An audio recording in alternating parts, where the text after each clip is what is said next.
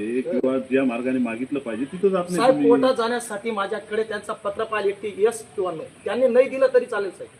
मुख्यमंत्री दादा तुमचा संबंध नाही अहो दादा, मी तुमच्याकडे घेत नाही ना, मला मुख्यमंत्र्यांकडे घ्यायला पाहिजे. ते सर्व ते कॉर्डिनेटर हे बघा, आम्ही तुम्हाला ही विनंती करायला आलो आहे की तुम्ही हे जे चालवलेलं आहे उपोषण, तर ते आता कृपा करून थांबवा आणि योग्य मार्गाने तुमचा न्याय मागा. साहेब मला आहे ना, जर तुम्ही ना आज जरी मुख्यमंत्र्यांच्या सचिवालयाकडनं जर पत्र आलं तर आम्ही नोकरी देऊ शकतो. एक पत्र आलंय ना लेखी काय? साहेब, आयुक्त साहेबांचं पत्र मला नाही. मग कोणाचं पाहिजे? मला- ते शासनाचे प्रतिनिधी आहे ना, वरिष्ठांच्या मला आदेशाप्रमाणे काम साहेब, करतात मी ते. शिक्षण विभागात काम केलं.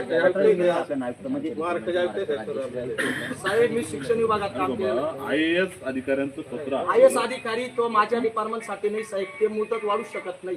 मी तुम्हाला ठामपणे सांगतोय, मला मुख्यमंत्री नोकरी देऊ शकतात. आणि शिक्षण खात्यात काम केलेलं आहे. सर. आणि साहेब माझ्या जर जीवाला काही झालं हो तर तुम्ही जबाबदार आहात, तुम्ही फोकस मारताय. मी घरी गेल्यावर आत्महत्या केली. आमचं कसं आहे, आम्ही कसं जबाबदार आहोत. आम्ही तुम्हाला परिवार सेवा आत्महत्या केली. मी त्यांच्या जाहिरातला अर्ज पाठवले 110 साठी. मला तुम्ही फोकस सॉरी मारताय. 129 साठी BNSS. मला तुम्हाला विनंती करायला आलो की मला तुम्ही दाब मारतायत साहेब. आणि यांचं काय युवा ते कौशल्य चाललेलं आहे. ऑफिस मला त्यांचं दाब आपण मारताय. मी आत्महत्या केलं. यांच्याविरुद्ध पूर्वी केलेली याला आहे. जबाबदार हे आपल्याकडे जे स्थानिक साळुंके आले त्यांच्या विरुद्ध, आणि आता नवीन याच्यामध्ये ते जे अपोजिट पार्टी साळुंके परिवार त्यांच्यावर सेवा केलेलं आहे, ते आज आपल्याकडेच पाठवलं नाही आपल्याला. तर सोडून द्या. किती बोल. सर नाही सर, माझी त्यांची भेट नाही. Yes sir, yes sir. इथं पण ते. काय बाबा, काय रेकॉर्ड बनवताय आमचं? काय आमची चुकीचं नाही करत त्यात नाही प्रतिनिधी. मला साहेब मला एकच विनंती करायची, मी रोजगाराची भीक हे मागतो. बघा, हे IAS ऑफिसर आहेत, त्यांचं पत्र आहे आणि त्यांच्या पत्राला जर तुम्ही मानत नाही तर मग कसं साहेब काय? त्यांच्या पत्राला का मानू? पहिली गोष्ट, मला प्रशिक्षण 6 महिन्याचं दिलं होतं मुख्यमंत्र्यांनी, 5 महिने वाढवले, 11 महिने रेग्युलर झालं. 334 दिवस मी काम केलं. मी शिक्षण विभागात काम केलं. तुम्ही चुकीच्या माणसाला का घेऊन येताय? मला जी मुलगी पसंत आहे ती मुलगीला का दाखवताय?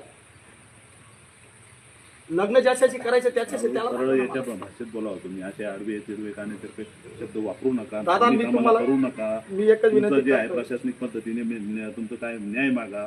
साहेब, मुलगी, मी मुख्यमंत्री भाऊ, आई, महोदयांना- वडील, काही मतलब नाही ना या गोष्टीचा. याच्यावर आमच्यावर काही परिणाम होणार नाही या गोष्टी. साहेब मला एकच म्हणायचंय, मी 16 दिवस झाले, मी पहिल्यापासून म्हणतोय, मी शिक्षण विभागात काम केलं जिल्हा परिषद शाळेत. 12वी आणि पदवीधर तरुणांना त्या ठिकाणी पोस्टाद्वारे शिक्षण देऊन त्यांना नोकरी दिली आहे. मी पदवीधर आहे. माझं 334 दिवस काम केलेलं आहे. मी जर कामगार कायद्यामध्ये बसतो 1947, मी कायद्याची कलमनुसार भारतीय राज्यघटनेच्या आधारावर कलम 14 समानतेचा हक्क, कलम 16 सार्वजनिक रोजगाराची समान संधी,